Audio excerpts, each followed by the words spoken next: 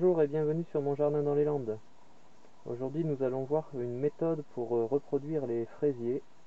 Nous avons ici des plants de fraisiers gariguettes qui sont dans la serre, ça fait 2 ans maintenant qu'ils sont dans la petite serre.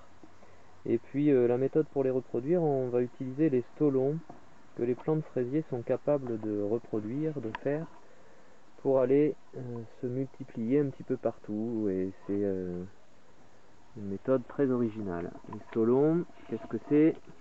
C'est ces petites parties là qui sont générées par le plant de fraisier. On a à la base ici notre fraisier, ça démarre avec un stolon et un futur jeune plant qui arrive. Et puis si on laisse faire, ce futur jeune plant fait de nouveaux stolons. En voilà un, en voilà un autre, voilà, qui a commencé à s'enraciner ici. Donc il n'y a rien de plus facile que de multiplier les rosiers par stolon. C'est simplement une émission d'un nouveau plant qui fait des petites racines, si on le laisse faire. Voilà, on voit bien ici les racines qui commencent à venir.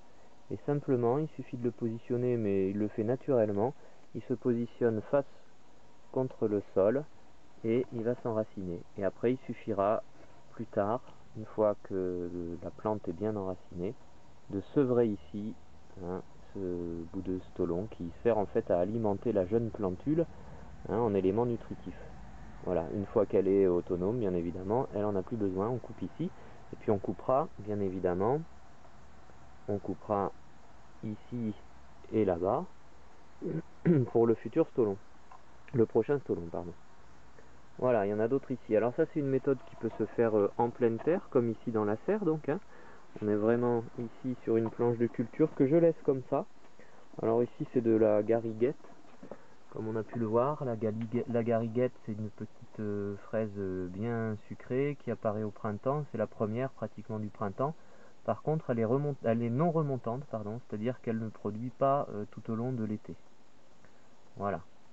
Ici, c'est resté dans la serre. Il a fait très chaud cet été. On a eu jusqu'à 50 degrés, mais les plants, écoutez, se sont bien comportés.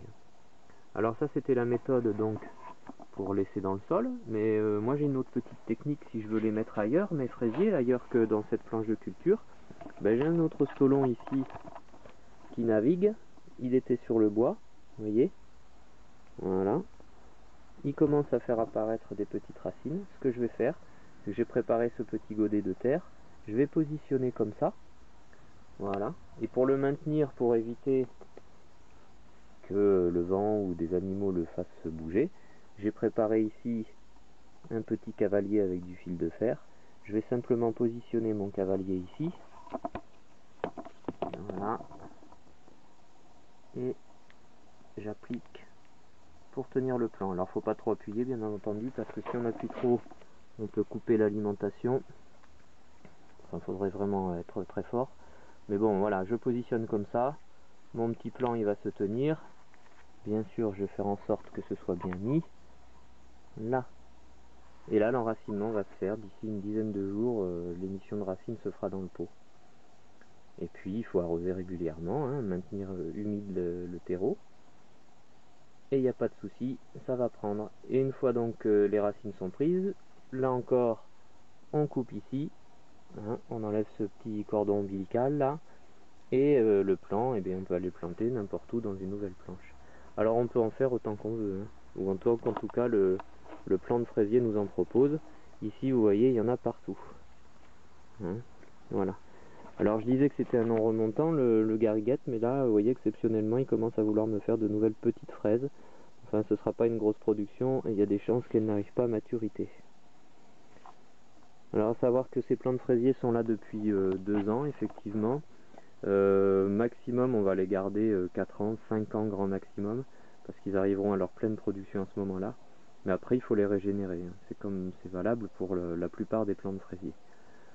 Une autre méthode pour les multiplier, c'est le semis. Et le semis, il faut avoir des graines. Et les graines, en fait, on les trouve sur la fraise elle-même. Et les graines, alors, là c'est une fraise qui est bien dévorée par les limaces. Mais si vous voyez bien, les graines ce sont... Alors on va essayer de faire la mise au point. Voilà, les graines ce sont les petites parties jaunâtres là qui pointent un petit peu partout. C'est tout petit, c'est beaucoup plus long à multiplier. Le semis est beaucoup plus long. On a affaire à des plants en principe plus trapus, mais bon, voilà, il y a une différence, c'est la longueur et c'est plus compliqué. Voilà ce que ça donne. Alors, certains disent que normalement, on doit prendre que le premier plant qui vient du stolon, hein, c'est-à-dire que les autres normalement ne sont pas nécessaires. Moi ici, tous ces plants de fraisier, j'en avais 2 au départ, et vous voyez que j'en ai encore un petit peu partout. Ils se sont mis naturellement comme ça, et ils produisent. Hein. Après, on n'est pas dans une production industrielle non plus. Voilà ce que ça donne. Donc je vous remercie d'avoir regardé, écouté, et je vous dis à bientôt sur monjardindansleslande.eclablog.com et bonne journée. Au revoir.